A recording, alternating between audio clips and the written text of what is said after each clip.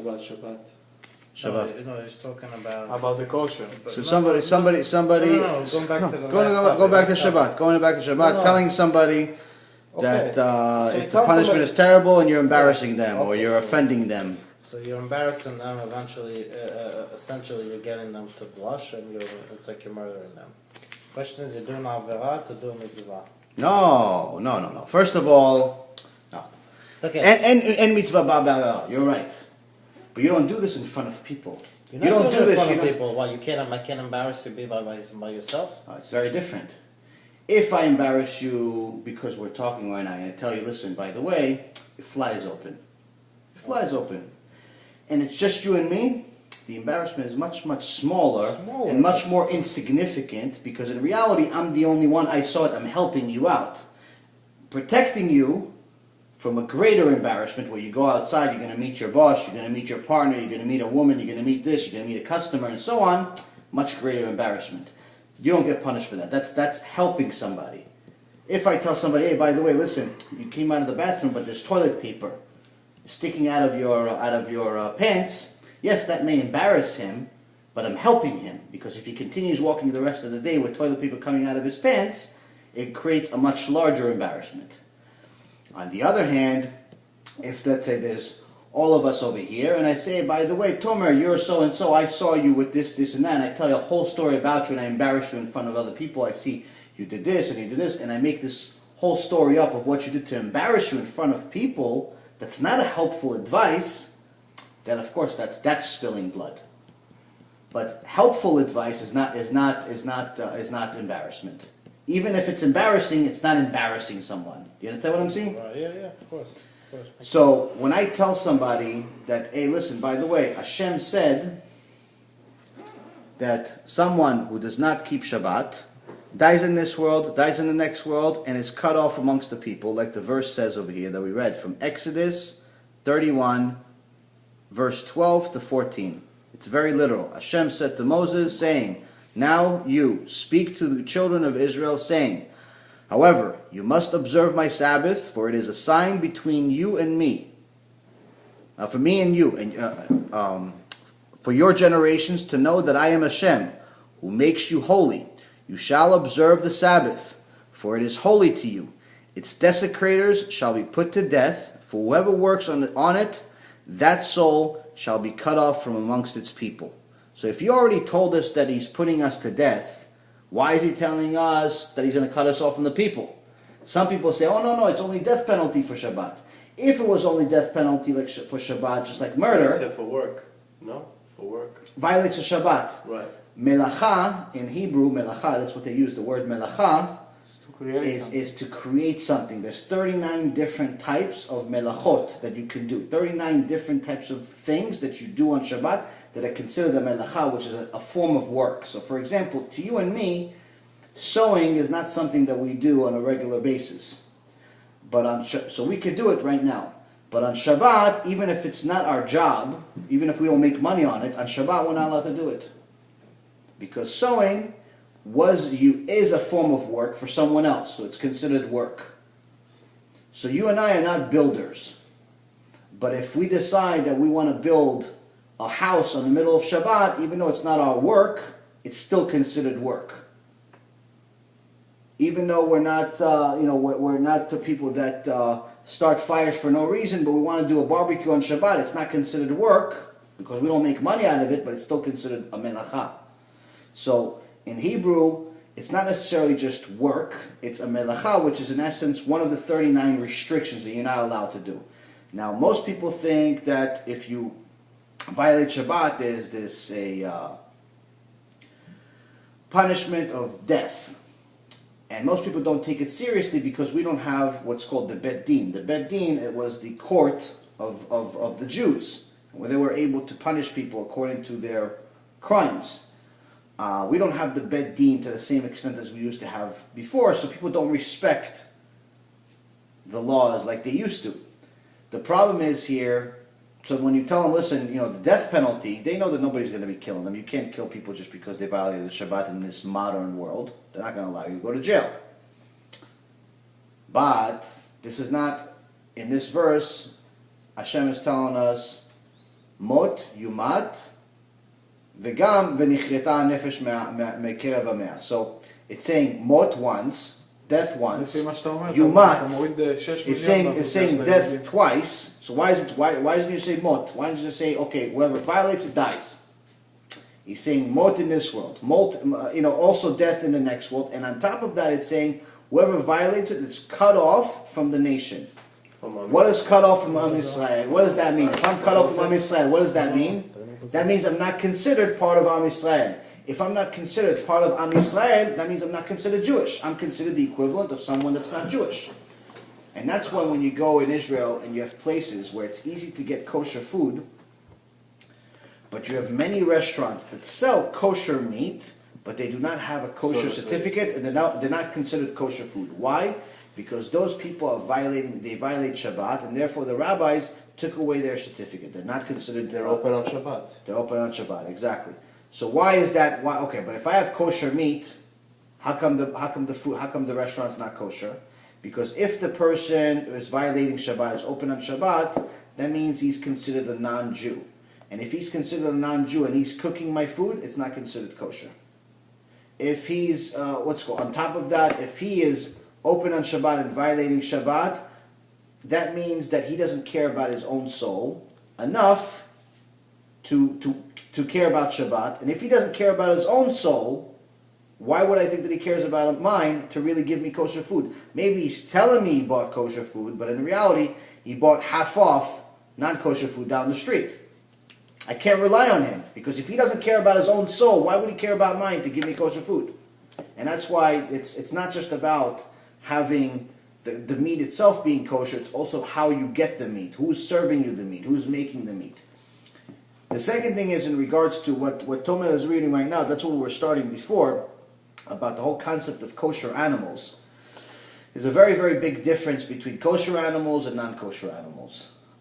In a sense, so there's some animals that you're just strictly not allowed to have. There's a sign of what a kosher animal is. They have to have split hooves. They have to have certain signs. They have 3 signs of what a kosher animal is. But aside from that, there's certain animals that you're not allowed to have, with like pig, camel, a hare, a rabbit. Those are 4 specific, unique animals that you're not allowed to have, even though they have some of the signs. But there's plenty of other animals that you're not allowed to have, like horse or pig or different type of carnivorous type of animals like lions, things like that. But now let's just talk about the animals that are considered pure, meaning the animals that can be kosher but are not necessarily always kosher, like a cow or a deer or a sheep, a lamb. These are holy animals in essence, but how come I can't have McDonald's? They're selling beef. They're not everything is pig. They have beef. Why can't I have McDonald's? Because the way the animal was slaughtered makes her unkosher. So what's the difference between a kosher and non-kosher slaughter?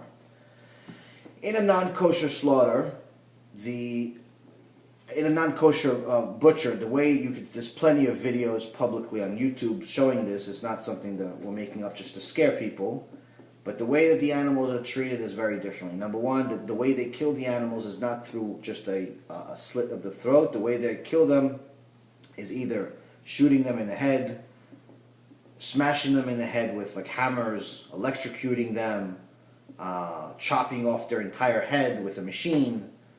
Very, very vicious process where you see that the animal continues to suffer. So for example, if you shoot an animal in the head, it doesn't die instantly. It takes time until the blood flows to the brain, stops flowing to the brain.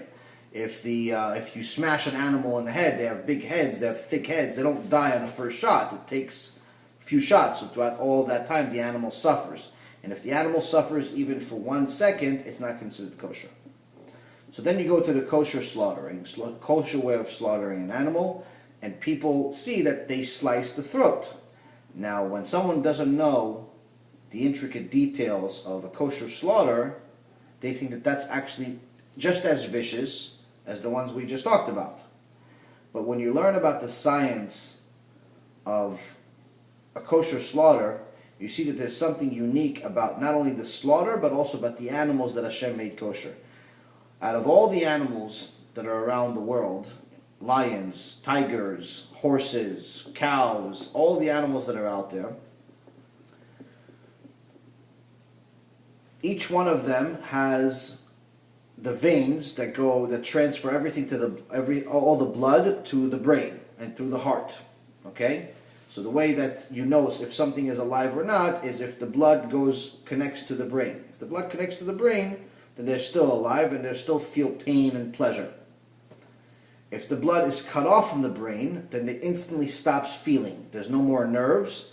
The brain stops feeling. The person dies. So that's why when somebody says somebody's brain dead, in essence, they're considered dead. That's why it's, for example, if someone gets a heart attack, he's not considered clinically dead. Because even though the heart may stop working, so long as the brain is working and there's brain waves, they're still considered alive. Someone is considered officially dead when their brain waves are no longer working. So that's just medical terms. So now each animal has these two veins that connect to the brain that transfer the blood to the brain. Now in the non-kosher animals, so like for example a lion or a horse or a pig, those two veins, there's one on the bottom of the neck and there's one on the top of the neck. So, and both of them connect to the brain. So it means that even if I cut off the bottom, there's still going to be blood going to the brain on top. So until all that blood comes out from the bottom, the animal's still going to get blood to its brain. It's still going to be alive, which means that it's still going to suffer. It's still going to feel the pain. It doesn't lose consciousness. Right away.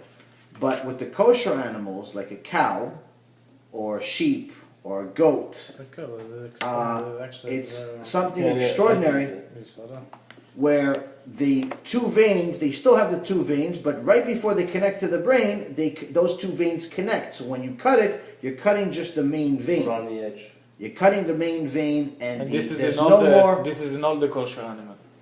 And all the kosher, only the kosher animals have this. Only the kosher animals have this, and it's something extraordinary where it's Instead of having one on the bottom, one on the top, I think they have just one. They flush together. Right, they connect just like in the pictures. You cut that one, which means it cuts off the blood supply So to the that brain, way the blood doesn't. which means they instantly die. It doesn't go to. Right, there's no more blood going to the brain instantly. They instantly die. They do not feel anything. Less effort for them. Huh? This is the most less effort. There is no suffering because they die instantly.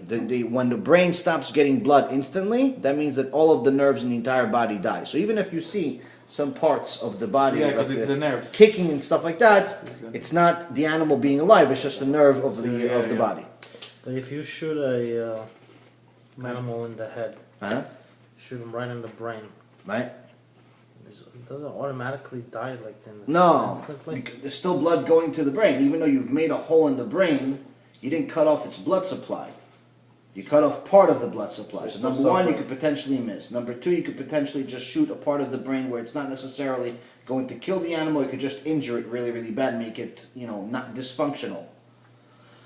And it's something that's, it's not going to cut off the main source of its blood. It's still going to feel that pain until it dies. Even actually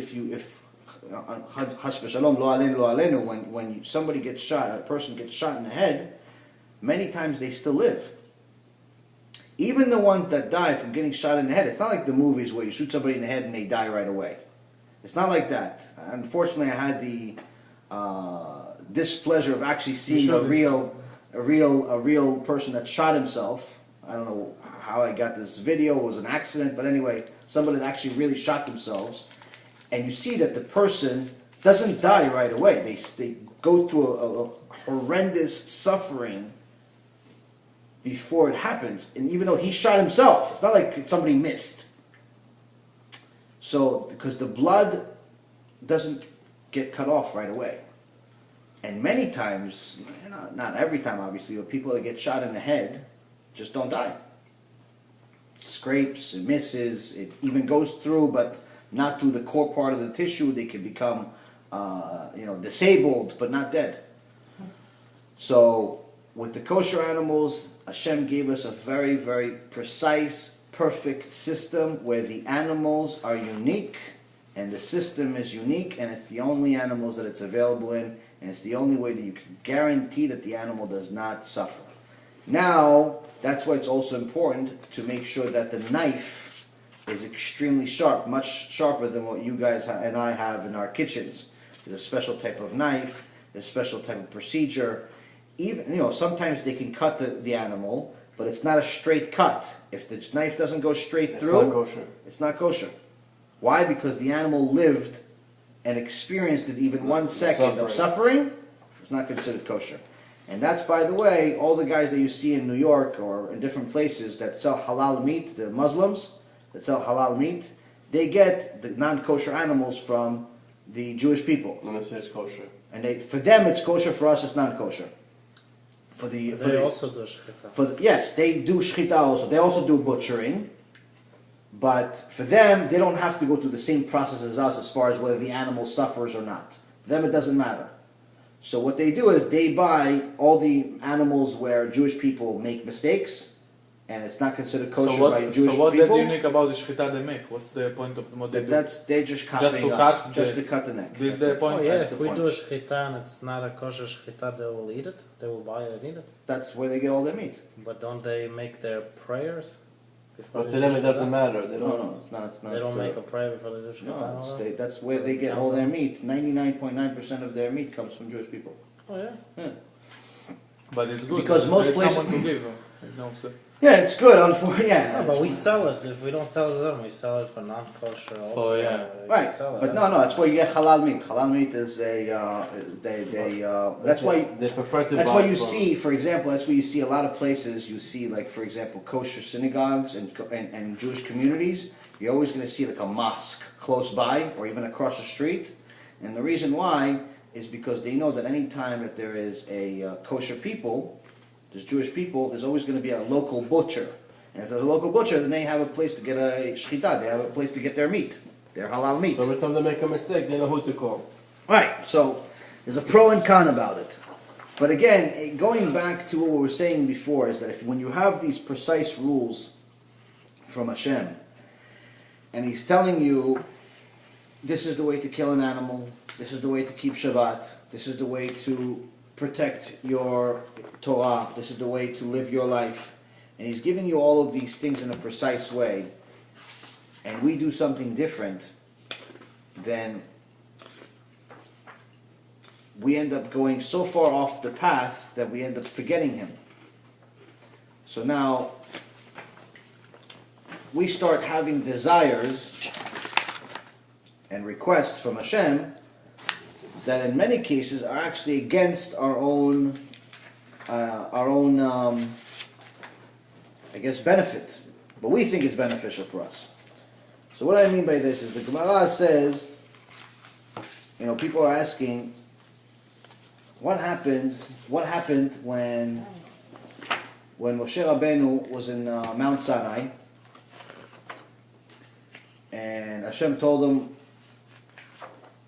descend from the mountain, go down from the mountain, because your people that I took out of Egypt, have sinned, and have built themselves an idol. So initially the Gemara says, Moshe was in such shock that he didn't know what to say. He didn't respond. And then Hashem says to him, release me from the covenant that I made with them. Release me from the deal that I made with Avraham, Yitzchak, and Yaakov. And I shall destroy them and start a new nation, a new greater nation from you. So Moshe Rabbeinu was so big that Hashem was saying, let me destroy these people and I'll start a whole new nation with you. Now us, we're not tzaddikim like Moshe Rabbeinu. If Hashem tells us, listen, by the way, I'm going to kill everyone in the world and I'm going to start a whole world from you. You're going to be the king of this world. Are we going to think about it more than 2 seconds? About saying yes or no? We're going to think, yeah, I want a whole new nation for you. I want to be the king of the world.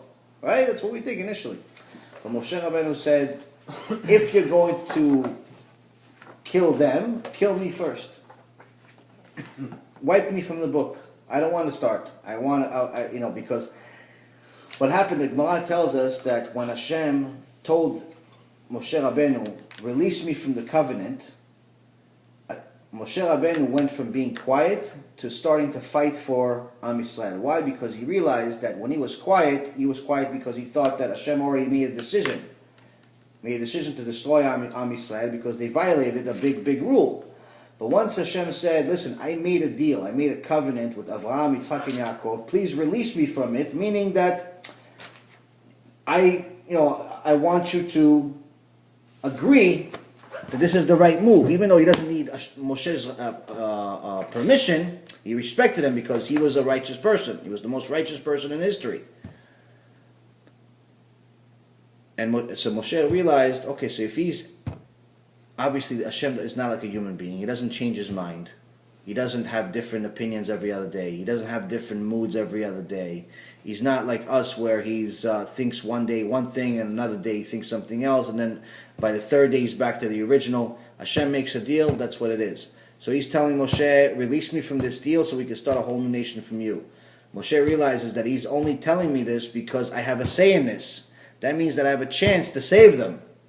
And he immediately starts praying to Hashem to save Am Yisrael. Now what does he start doing? The same thing what your lawyer would do to try to defend you. What does your lawyer try to do to defend you? He tries to blame other things. So the Gemara in Masechet Brachot tells us of different things of what Moshe Rabbeinu uses as arguments of why Am Yisrael made this huge sin, because the sin doesn't really make that much sense. The fact that they just saw all these miracles in Egypt. They saw the miracles on the way out from Egypt. They saw the 10 plagues, people dying except them. They saw the ocean being split. They saw a pillar of fire. They saw Hashem's words in the sky just the day before. A few days before. It doesn't make sense. They're worshiping this idol. So Hashem is saying, obviously, if they're doing this, they're not doing the right thing. I'm going to punish them. And Moshe says, no. It's partly your fault that they did this. Now, this doesn't even sound, no, what do you mean it's partly Hashem? How could it possibly be Hashem's fault that Am Yisrael is sinning? And the Gemara explains what Moshe means. Moshe is saying that if you didn't reward Am Yisrael with so much gold when they left Egypt, before they left Egypt, they got a lot of Egypt's gold. One of the ways that Am Yisrael got rich on the way out of Egypt is from the plagues. So for example, the first plague, which was blood, all of the water turned to blood, except the Jewish people's water. So the Egyptians would come to the Jewish people, they would steal their water. But then as soon as they took the water from them, the water would turn to blood. And they would give it back to the Jew and it turned back to water. So this wasn't something natural. So this was something that Hashem did to make Am Yisrael turn them from slaves into rich people. And how did he do it? If the Egyptian paid the Jew for the water, it stayed water. And what ended up happening is through the week that they had this plague of blood, the Egyptians ended up giving most of the gold, almost all of their gold, to the Jews just to get their water to survive. So they got rich from that. Right, so they got all this gold. Until these days we're rich because of that. Right. So Moshe, what did he say? Until these days we're rich because of that. Yeah. So Moshe Rabbeinu is saying to Hashem, if you didn't reward Am Yisrael with all of their gold, then they wouldn't have the gold to build a statue. So Hashem says, I partly agree with you. It is partly my fault that I gave them this, but this is only partly. Why? Because I still gave them the choice. I still told them the rules. I still gave them the choice of whether to whether to sin or not. And there's a few different comparisons of the Gemara in Daf 32a. It talks about different comparisons, how ungrateful we are when we ask for Hashem to give us something. He gives it to us and we still kick him for it. So what is this comparison to? So they're saying one of the stories is that there's a guy that has a skinny cow, a very lean cow, and he wants to make it fat. He wants to feed it. So he gets it the best food available for cows, the most flavorful food for cows. And every time he gives this cow this specific food, which is the best food, the cow ends up kicking him. So he says, how is it that you're kicking me? It's my fault, because if I didn't give you this food, that's such a pleasant food, you wouldn't kick me. So it's the same thing with the cow. He's giving her the best thing for her, but in return, she's kicking him. Same thing with Am Yisrael. He gave us the best thing for her. He tried to make us rich, and instead of doing the right thing, we ended up building an idol. We took advantage. How does this? Another example they give is, they said it's like a man that has a son,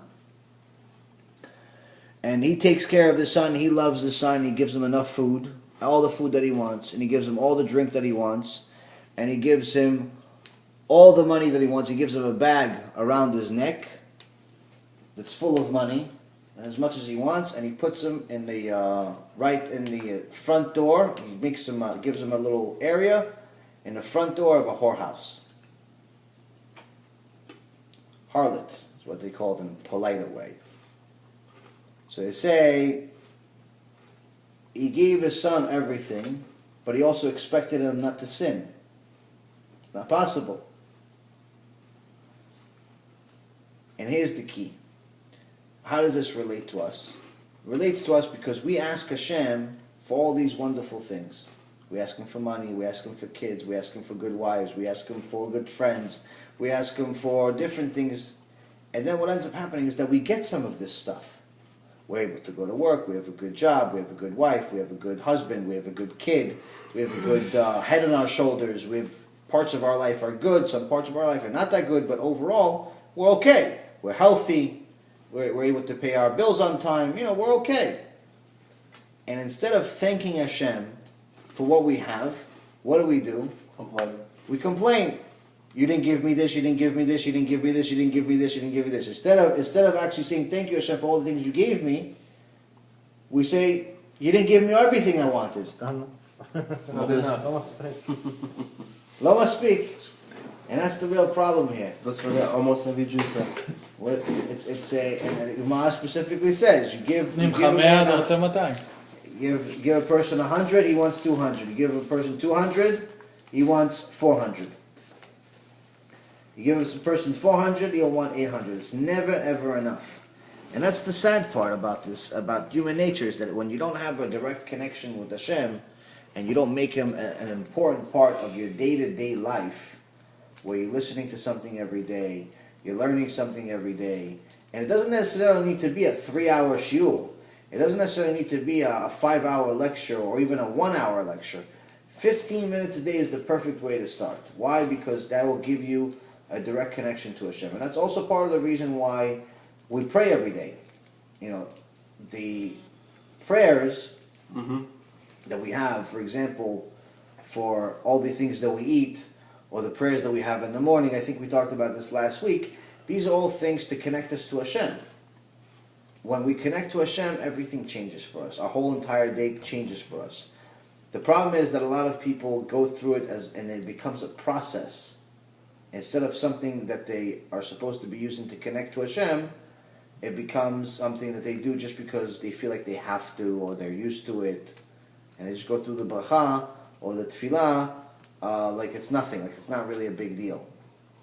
And in reality, when you're praying to Hashem, you're also saying that Hashem is right next to you, listening to you. You're not praying to something that's far, far away. You're praying, especially when you're in shul and you're praying over there, you're doing tefillat Shmoneh Esrei, you're pretty much saying that Hashem is with you there. He's everywhere. So if you really, really believed that He's right there with you, and you're talking to Him through the prayers, How dare you talk to somebody during a prayer? How dare you not really get into the prayer and really, really mean 100% what you're saying? Doesn't make any sense. So that's the thing. So we have to start paying attention to all these small details. Especially in Amidah. 1 second, you finish. That's the thing. When you're in a hurry, there's no way that you can mean it. Yeah. And the thing is with Amidah is actually there's 3 core prayers in Judaism, the most important prayers. Shema Yisrael, Shema. Amidah, and Birkat HaMazon. Birkat HaMazon is actually even higher than the other 2. Because Birkat HaMazon is specifically from the Torah. Most people worry they wash their hands before בודי, they מן eat. הנוסח של התפילה מהתורה? מהתורה. מאיפה זה נמצא? בתוך, אני לא יודע בדיוק איזה פסוק, אבל אני אמצא לך את זה. זה ממש בדיוק כל התפילה עצמה? התפילה, ואכלת ושבעת ובירכת, the verse is specifically to pray after you eat is in the Torah itself. כיף, אה? למה לא? ראית בטלפון, שמענו אותך עם הילדים in the background. לא, היה לה מיוט, כן. So it's something that the necessity שבוע שעבר. to do prayer after you finish eating is from the Torah, whereas the Amidah and the Shema Yisrael ברבנן. it's something that we understand. It's a translation that we understand. All of the prayers, in שמע essence, ישראל זה מהתורה בוודאי. כן, אבל but all of the prayers in essence are from Abanan, but except the Birkat HaMazon. Birkat HaMazon is specified in the Torah, and that's something that's not common because most of the mitzvot that we have to do, like Shabbat, like kosher, like Brit Milah, all of these things, even though the basics of what we need to do and what we can't do is here, how to do it is not here. It's in the Gemara. Which means that, anyone that says, yes, I believe in the written Torah, but the oral Torah, I'm not so sure about. In reality, if there's no oral Torah, there's no Torah. Why? Because you wouldn't know how to even do one mitzvah. So one example is, for example, Brit Milah. When Hashem told Avraham Avinu to do a Brit Milah, he's the first person to do a Brit Milah. He said, cut the orla. Cut the orla. Now, one of the purposes of the Torah is to teach us Hebrew. What is orla? There's no definition of orla in the entire Torah. Nowhere does it tell us what is the orla. Maybe the orla is a part of my nose. Maybe the orla is part of the ear. Maybe it's a finger. Maybe it's a toe. How can we know what an orla is? The Gemara specifies what exactly an orla is. It's the part of the person's penis. That's what you have to cut. Now, this mitzvah and this word, if you think about it, that by itself proves that the Torah is divine. And that proves by itself that the Torah is real. How does it do it? Because if somebody was creating a religion from nothing, then the last thing he would do is say, hey, listen, not only you should do this, cut this olah, but the olah has to be in the most hideous place in a man's body. What man in the world would create a law like this? He would say, no, cut 2 ears. Don't cut that. Cut 3. Cut here. Take 4 fingers. Don't cut. I have 10. I don't need all 10. I just need 6. So if Moshe Rabbeinu really created this, he wouldn't do this. It's the last thing he would do is say, hey, listen, by the way, Orla is this. The second thing is that makes Judaism different than any other religion is when we had Mount Sinai and you had millions of people standing around the mountain, hearing Hashem's words and seeing the words in the sky. And the amazing part is that, unlike any other religion, we had millions of people witness this. Every other religion, whether it's Islam, Christianity, Catholicism, they both are in essence started the same way. They have the same core. Buddhism and the other 80,000 religions and cults in the world today, all of them started with one person. No religion in history ever started with more than one person other than Judaism. And that's one of the promises that Hashem made. that no one will ever say that more than one person spoke to me. Even when they didn't speak to me, no one will ever speak to me other than this one time where it's more than one person at once. So which means that if somebody wanted to say, listen, I want to prove that the Torah is wrong, so I'm going to say that me and all three of us, four of us, five of us, guys, are going to tell people that we all spoke to Hashem. Hashem said that's never going to happen. No two people in the world will ever say that they spoke to me.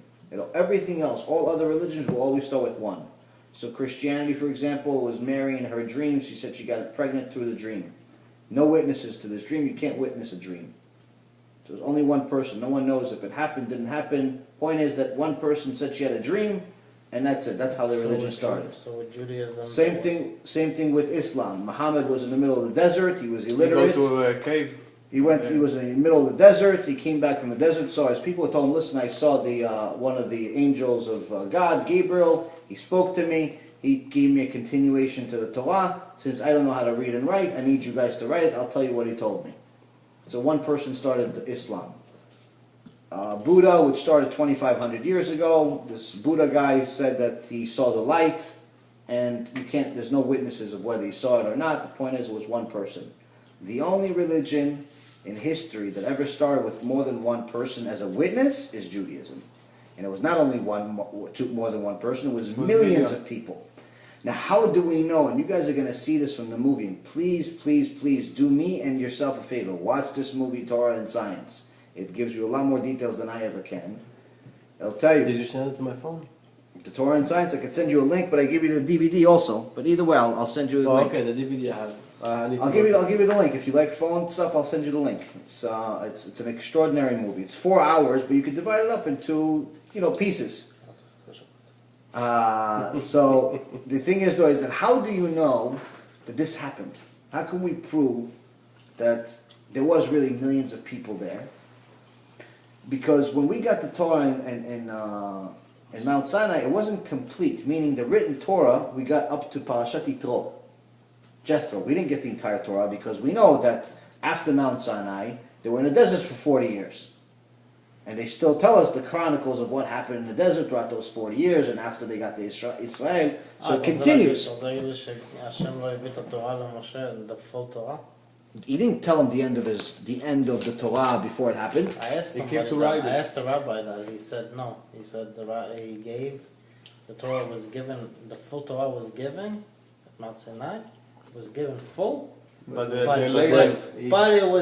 was. It's not like how we're reading it now. We understand. Yeah. It was hidden. From the letters Moshe. was together. It was hidden from Moshe. Basically, when he would die and things like that. Obviously, well, that's the story. So there's two parts of the Torah. There's the oral Torah. The oral Torah is all the laws and how to do them. That's complete. That was the most important part of what we got. And then there's the written Torah, which is the Chamisha Chumshet Torah, the 5 books of Moses. That's the stories, which we get the laws from, but in essence, what happened, the story, the chronicles of what happened. He didn't give him the complete story because it didn't happen yet. So he's not going to tell him, listen, by the way, I'm giving it to you right now, but the people are going to be sinning in 5 minutes from now building a calf. And a week from now, Jethro is going to come. And a week from now, you're going to have to do this. He's not going to tell him the future. I'm telling you, I was wondering about that because obviously he would know what's going on. No, yeah, then you're removing his choice. But the question is... So you gave him the complete... Who wrote the rest of it? He wrote, so Moshe Rabbeinu continued writing every few weeks or few months throughout the 40 years they were in the desert together. Every so often Hashem would tell him, okay, we got, write this section, write this parasha. Every so often he would write a different part. Actually, Rashum is at the end, before his death, he finally finished and he handed the books to Joshua. Right, so now there's a debate, there's a machloket of whether Moshe Rabbeinu wrote the last verse or not. Because the last verse is that Moshe died. Whether he wrote his own last verse saying that he died or not, or Yoshua ben Nun wrote the last verse. There's a machloket on that, but as far as the whole book, it's Moshe Rabbeinu wrote it, and he got, in Mount Sinai, he got the Torah up to Parashat Yitro, Jethro, and then he continued writing the rest of the Torah, the rest of the parashot, over the next 40 years in the desert. And so now, how do we know that this actually happened like this? The beautiful part about the Torah is, unlike any other religion out there, where the stories that are being written are about somebody that's not alive. Meaning, in Christianity, like let's say for example, the New Testament. I don't know if you guys know anything about the religion, but the religion itself is based on this Jesus figure and about his life, his laws, his so on. But this, everything that they wrote about him, it was written between 70 to 300 years after he died.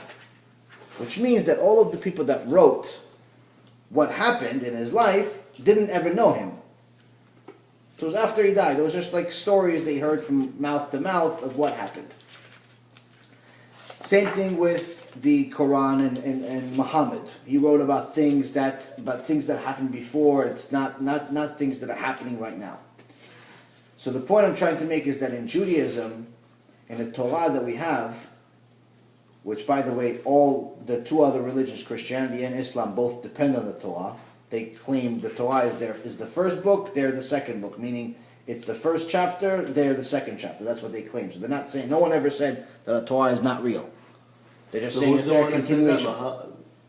Who's the one that said that the Torah was true, the first and Both Christianity and Islam say that our Torah is real. No one is ever saying that our Torah is not real. What they are saying is that they have the part 2 of the book. This is the Old Testament. We have the continuation. They believe that they have the continuation of the book. Problem is that their books are not divine. They weren't given to them by Hashem, but that's a different story. The point I'm trying to make is that in the Torah, one of the biggest differences is that our Torah, when Moshe got it, the people that he was writing about, the people that were written about in the Torah, and that were being given the Torah, were still alive. So all the things, up to Parashat Yitro, all the things that we got, he told them about what happened in Egypt. He told them about what happened, how we got out of Egypt. He told them about what happened in front of the mountain. They saw Hashem's words. The people that saw all of this were the same ones that got the Torah. So if this didn't really happen, if let's say for example, you wrote here, hey listen Moshe, one out of all of the millions of people, you said that we all heard Hashem's words and saw his words in the sky. I didn't see it. The whole Torah is canceled then.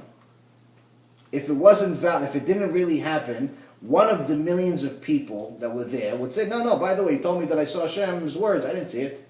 You told me that we crossed through an ocean and opened up. I don't remember doing that. If it really didn't happen, one of them would have said it. You go into any shul in the world that has 10 people, has one minyan, try to find one big issue that they all agree on. It's almost impossible. So if it's so impossible to get people to agree these days, imagine getting millions of people agreeing on seeing these miracles. If it didn't happen, somebody would say it didn't happen. Why? Because the first thing that they learned about the Torah when they got it is that the Torah has to change their entire life. The Torah obligates them to do things that they never did before. So for example, one of the things that it obligates them is that during the time that Moshe was in Mount Sinai, they knew that he's supposed to come down. So what they did is they prepared this whole meal. So they butchered a bunch of animals, and they prepared all this meal, all this meat, barbecued all this meat. And as soon as Moshe came down, he said, okay, all those animals are not kosher, throw them out. Can't eat them. So right away, we just got this Torah. The first thing we did, we lost millions and millions of dollars. Because imagine, you have to feed millions of people. And he's telling you, rule number 1, all this stuff that you guys made is not kosher. Because it doesn't follow the kosher laws. Not allowed to eat it. Give it to the dogs. And the dogs got it, by the way, just so you guys know. The dogs got the meat as part of Hashem's blessing to give them because they were quiet during the Exodus, meaning during the time where Am Yisrael was leaving at night, leaving Egypt. the dogs didn't bark. And because of that, Hashem said, okay, so you didn't bark. So this is your reward. This is your reward. You get all this meat. But at the same token, all of Am Yisrael is losing out on all this meat. And that's why till this day, on the Chag Shavuot, we eat dairy food. On Shavuot, that's the holiday that we got the Torah. It's because of that? Yeah. Because after that, they didn't have enough time to do the whole slaughtering. I mean, there's millions of people, there's hundreds of thousands of animals they have to kill. There's no time. They want to celebrate right now. We just got the Torah. Moses just came back. But there's more reason for this. No, I hear something else. No, biggest reason is because we of weren't this? able to eat meat on The that first day. time I heard it. We weren't able to eat meat on that day, and that's the reason why we eat dairy as part of our culture. It's not a chovah. You don't have to eat just dairy, but that's the biggest reason. That's the biggest source, because there can't be a source that's earlier than that or higher than that, because that's the day we got the Torah. And the event happened the day we got the Torah. So anything that happened after that could make it also nice why we do it, it's great, but overall, that's the main reason. So you have yourself a situation where all of these people, millions of people got the Torah, they heard all of these things that Hashem said, and now he has all of these laws. The other way that you know that this is real is that these new laws where he told them, listen, from now on, you're not allowed to marry your aunt. A lot of people were married to their aunts in those times. So, for example, if one guy had a sister, and his sister was much younger than him, and his sister and his son were the same age. A lot of them got married. There was a new law, you're not allowed to do it. Torah says you're not allowed to do it. He says, okay, great, not allowed to do it, but I'm already married to her for 10 years and I have 20 kids with her already. You have to get divorced. Your grandfather in. No, not grandfather. You have to get divorced. And who was the first divorce? Moshe's parents. So if Moshe Rabbeinu made up this Torah and wrote it himself, the last thing he would do is say to his parents, listen guys, you're my parents, but you have to get divorced. Now let them be my mom again. So these laws were going directly against everything that they knew. So if they didn't see everything that it says that they saw, Hashem's words, the miracles, the Exodus, everything that happened there, if they didn't really see all of that, why would they do any of this stuff? What benefit do they have? And that's just one of the ways that you know that this is 100% real. You see the discovery they found. I don't know if the article is true or not. They're showing pictures that the scientists found remains. The Sea of Reeds, the remains of the soldiers. Yeah, it came out a little while ago. Soldiers? I don't know if it's real. Thousands of remains, thousands of bones. They're going to be researching it for the next few years. But it's the first time they were looking for a different treasure. But they ended up seeing it as thousands of bones. They're saying at least 5,000 soldiers, if not more, in one particular area in the Sea of Reeds, which is the sea where split sea happened for Am Yisrael, Yam Suf. So they said on the bottom of the ocean they found thousands of bones of with weapons and carriages showing that it's for soldiers. It wasn't like wow. So they said it's going to be years before they finish. This is the Paro. Right. That's what it is. They're saying that that's what they found. מתי מצאו את זה? לפני כמה זמן? I heard about it like a month ago, maybe less. So this is what you're looking at? מה, זה חדש כאילו? Yeah, just to strike the point, אם אתה אומר שזה לא קרה, אז הנה יש לך גם scientific proof. Also, all the scientific proof is coming out. אם אתה לא רוצה להאמין בכלל בזה, אז הנה. There's the proof that's coming out. well, you also have, a lot of people have a hard time believing the story of Noah. Especially scientists. Scientists say that the world is millions of years old, and or billions of years old, and the whole story of the Torah is just a made-up story. It's a nice story. It's not real. The story of the world being destroyed and all of the animals that we have today all fitting in this ship doesn't make sense. No issue. Take two of each animal. I learned about that too. The concept of time is different. It's not necessarily the scientist that whether their science is wrong saying that the world is millions of years old. The concept of time is different. No. Time was created in creation. It's 24 hours in a day. Torah's version of time is exactly the time that we have right now. It's 24 hours in a day. We have the Hebrew calendar is different than the calendar that we use now, where we're in year 5775, whereas most people in the world are using the year 2014. No, what I'm saying. But as far as time, the amount of years. What I'm saying is the world was created in 7 days. Yeah, and in 7 days is the concept of 7 days that we have today could be different than that creation. Yeah, because just in the third day. It could have been much more than that. The concept of time is, I don't know how we can understand that. We can, because it says here specifically in Parashat Bereshit, if the concept of time was different, then it would contradict every single sentence every single day. Meaning, if the concept of time was different, then Hashem wouldn't mention the concept of time. He would say, I created this, I created this, I created this, I created this. He mentions the concept of time. לא, אבל הזמן נברא כביכול מתי שהוא אמר יום. וקרא ליום יום וקרא לילה לילה. Exactly. שזה היה... בשבילנו זה 24 שעות. כן, אתה Right. So it's one day. לא, זה לא... If there wasn't one day, if each day wasn't the same day as we have today, then he wouldn't call it Monday, Tuesday, Wednesday. He wouldn't call it that. He would just say, this is just a day. Each one, there's 1 day, there's 2 days, there's 3 days. He wouldn't call it the days of the week. He's saying this is a full day. There's Laila. That means that there was 24 hours, there was a concept of time was created in the beginning. The second thing is also that you have to know about science, is that the way that they measure time is a couple of ways. One of the oldest ways is through something called carbon dating.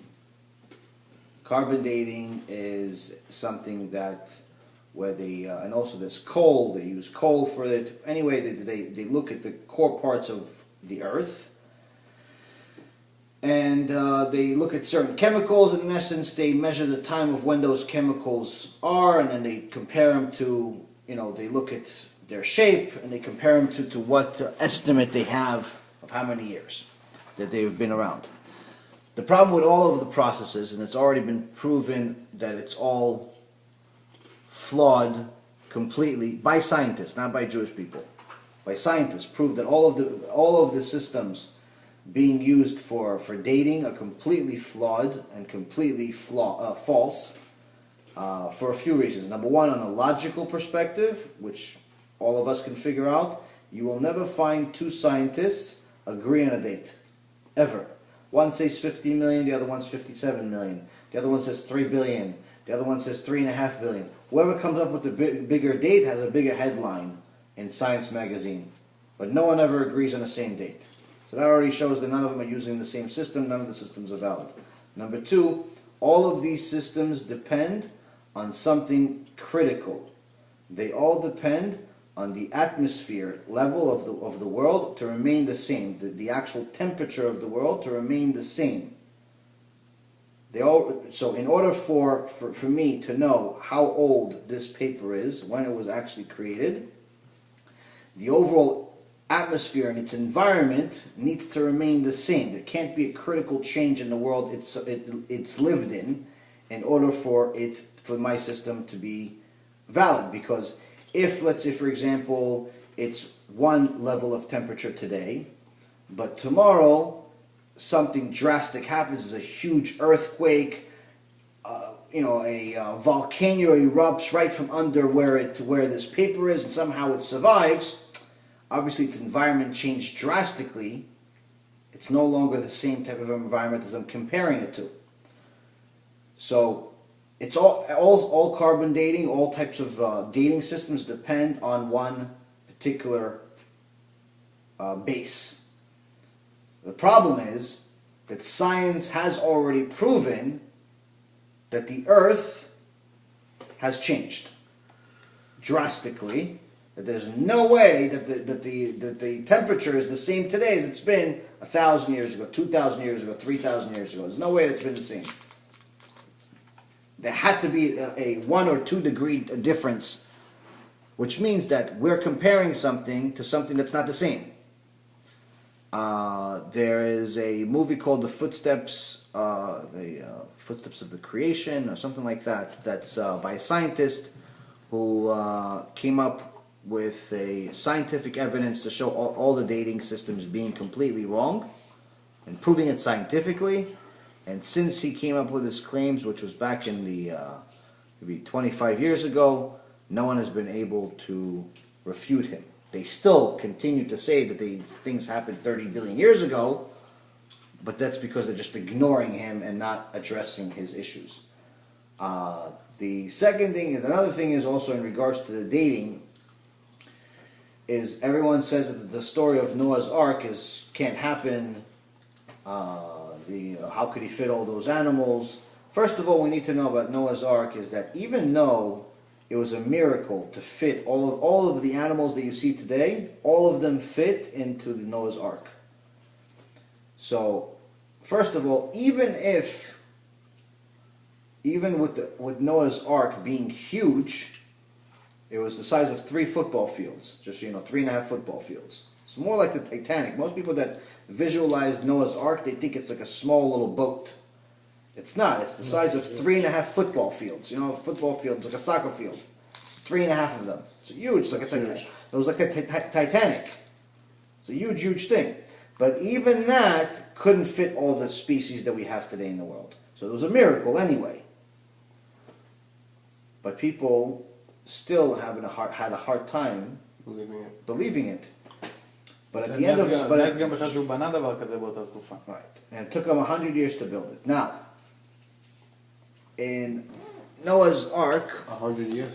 100 years it took him to build it. Towards the end of the parasha, towards the end of the story of Noah's Ark, something very, very special that you guys can check out for yourself today. Today. This is a proof today. If you don't know this already today, you should check it out today. Don't take my word for it because who knows, maybe I'm not trustworthy. So you take it and you go check it out today.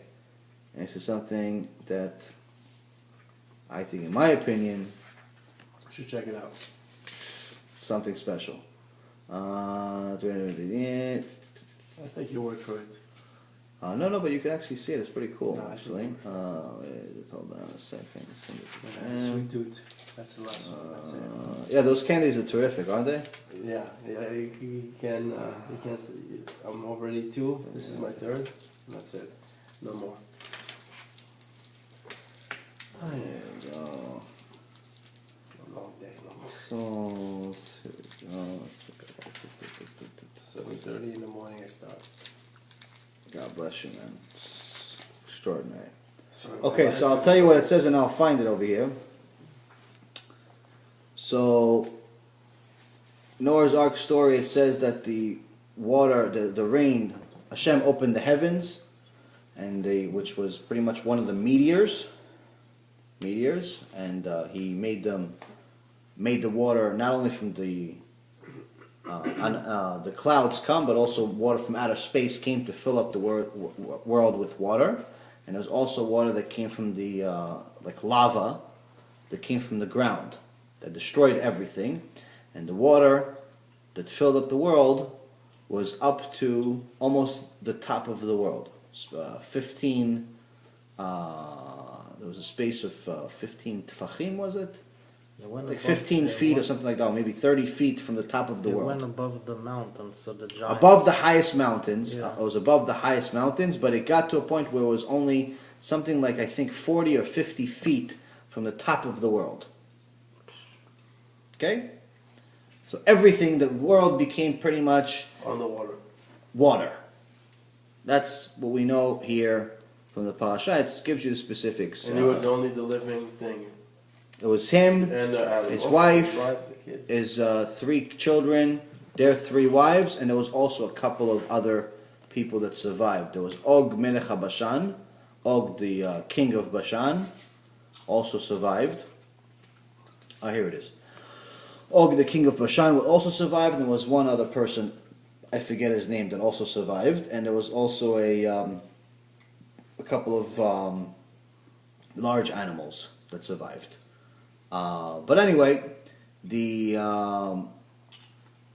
at the end of the flood, the water started. They were in the ark for 1 year.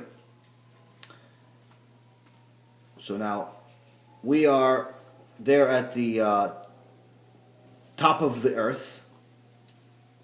Water stops coming down. The water starts being absorbed by the ground, going down little by little. And you have this giant Titanic-sized ship. And it says over here that the ark eventually rests on the top of the highest mountain at the time. And it gives you the name of the mountain. It's called Ararat. Ararat. A-R-A-R-A-T. So that was the highest Mount. That was the highest mountain at the time. So the ship. Why? That was the highest mountain at the time. That was to show that how high this water came. At least the water was as high as that. If the ship is already over there, that means that the water was higher than the mountain. And that was the highest mountain in the world. That was the landing area. So it landed on this mountain, and then the water continued going down over the next few months, and eventually they left the ark and went about their lives. And the ark was too big. They couldn't take it down with them down the mountain. It's on the top of the mountain, right? And it gives you not only that the ship, the ark, was on top of the mountain, but it tells you the name of the mountain. The beautiful part about Hashem is that in this generation, He knows that we're so low, we're so far from the truth, that He knows that if He doesn't help us, It says in the Bible this name, Ararat? Ararat, right here. And I highlighted it for you. Right here, where it's highlighted. And now, now we're going to say they found it in Turkey.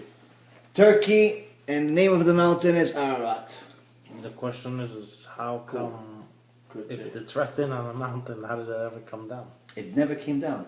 As if it was It's a mountain. It's Imagine in a mountain. They found it. They did? Yes, they discovered it. They discovered it. There's a mountain in Turkey called Ararat.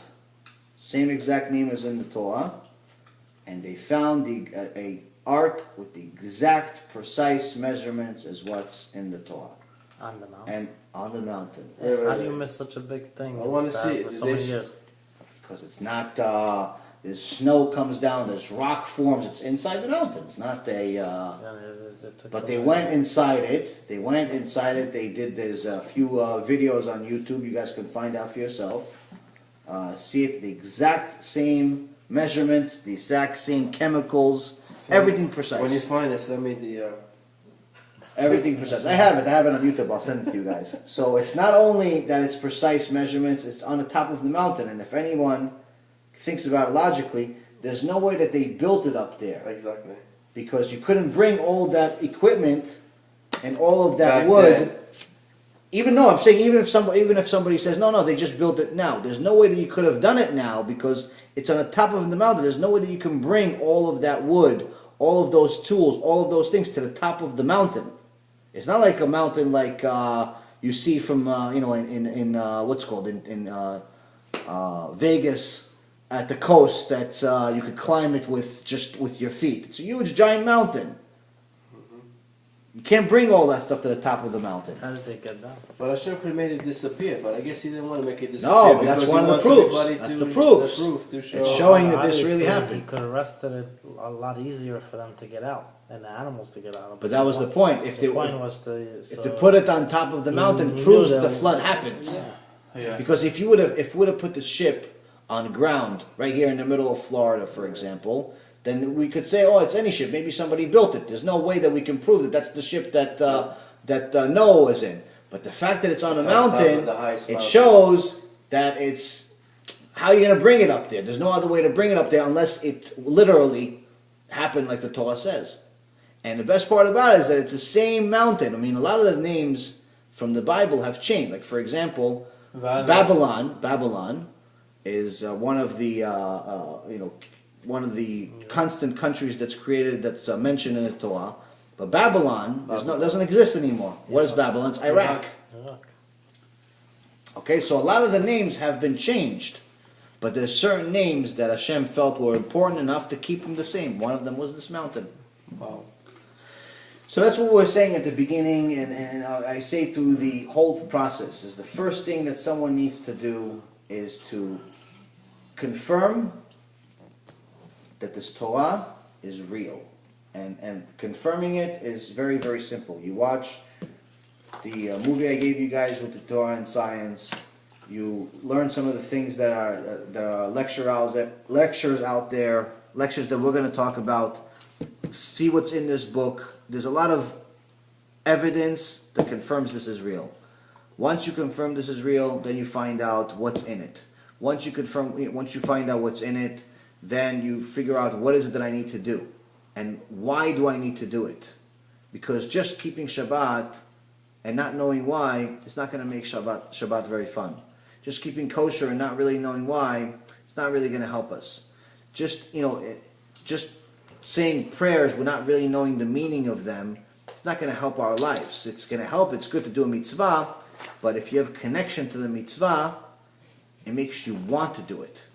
So also I got you guys this thing, that you guys know the Asher Yatzal, the blessing that you do after you go to the bathroom. Every time you go to the bathroom, you have a blessing that you have to do, thanking Hashem for making your body work the way it works. It's called Asher Yatzal. So, I don't know if you guys have this or not, but if you don't, please feel free to get one. Feel free to take one. It's a blessing you put on the wall. You know what? I'm surprised, like in the synagogue, when you come out from the bathroom, they don't have it on the wall. They used to have one. לא ראיתי אותו. אם היית שוטף ידיים, This is very, very cool. This is very, very cool. היה כזה צבעוני, שזה היה... It tells you how the body works on the back, gives you details of the body. It's very, very cool stuff. You put it outside of the bathroom.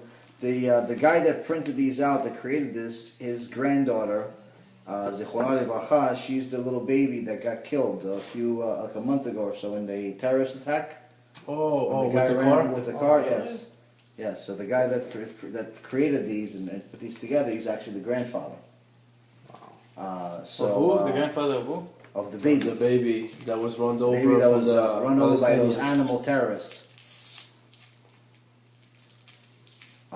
So this is really, really cool stuff. So if do you have one of these? I don't have one of those, but I was talking to my daughter about this the other day. Yeah, take the small one too, I told put her in I your would get wallet. her one of these. אני זוכר את זה בעל פה, האמת שזה טוב לי. Yeah, but it's good. באנגלית. The Ari HaKadosh, Thank you. Ari HaKadosh was one of the big sages, very, very important. Take one, put it in your wallet. These little ones, the small version to put in your wallet. תודה. תודה אחי. My pleasure. So these, he said that it's so important to have kavanah during your prayer that even he would read Birkat HaMazon that in those days a 5-year-old knew by heart. But he said he would read everything that he would ever pray, because the only way to have true kavanah is when you're reading it from a book or reading it from something. So even שאלה רגע, זה משנה אם אתה אומר את התפילה של אשר יצא, אם אתה עובד את זה בעמידה, או שאתה יכול ללכת ולהגיד את זה? אתה יכול ללכת, אבל תסתכל על משהו, תסתכל על התפילה. אפשר ללכת ולהגיד את התפילה. Yeah, it's fine. It's fine. It's not. It's better to stand in place because there's more kavanah when you're standing in place for 20 seconds. I mean, it's not like it takes Well, that's 3 hours to do when it. you do a netilat yadayim, then you step out of the bathroom, you close the door, and then you say the prayer. Right, it takes 20 seconds. It takes 20 seconds. You put that on your יש wall לך outside of the bathroom. איזה שעה, שעה וחצי אחרי הזה שאתה יכול עוד להגיד את זה. נכון? משהו כזה? I don't know exactly the time, but it's better to just say it right when you get out of the bathroom. אם אתה כל שנייה הולך לשירותים, כל שנייה צריך להגיד את הברכה? Yeah, because you have to Why say... do you have to צריך say it? להגיד תודה שכל ה... כמו שהוא אמר, all the parts are working. That's the thing. If Baruch one of Hashem. those parts stopped working, וואו, you wouldn't be going to the bathroom another time. Because we wouldn't survive the next one. וואלה, אני יודע מה זה. רציני, יכול להיות דבר רציני.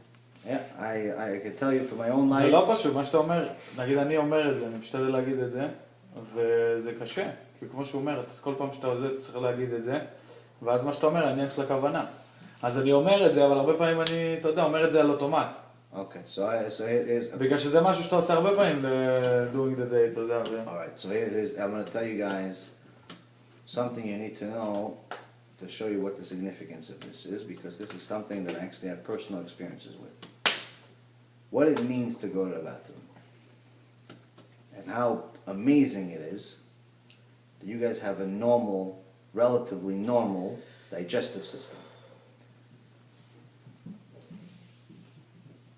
About 10, if you mind actually open his... כן. It's fine. כן. מה קוראים לו? Bully. בא לפה